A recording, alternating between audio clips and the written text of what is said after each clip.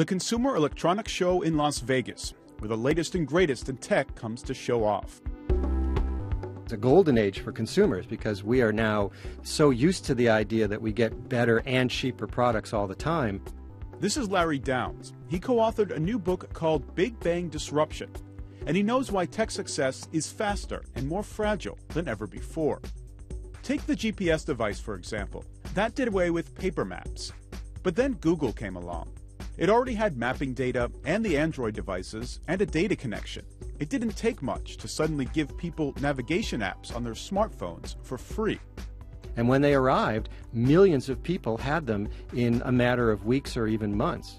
So for the companies that were making the traditional GPS devices, people like TomTom and Garmin and Magellan, there was no time for a competitive response.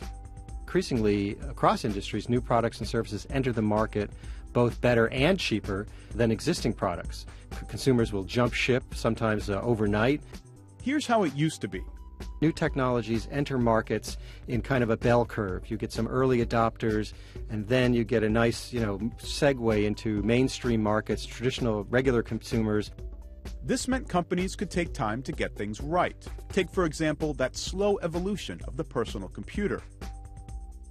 What's happened is that bell curve has been kind of squashed and stretched at the same time. And so within a matter of maybe months, you've pretty much got the whole market you're ever going to get has adopted that product or service already.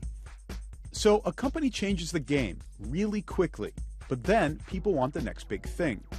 And it happens faster all the time. Yeah, once you've done it, you can't sit back and start collecting royalties for the next 100 years like maybe they used to do in the old days.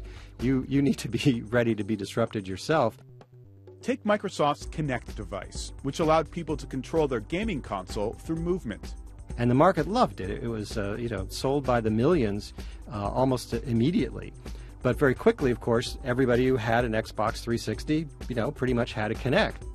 The market was saturated, so Microsoft opened up the software, allowing developers to create non-gaming uses for the device. Microsoft disrupted itself.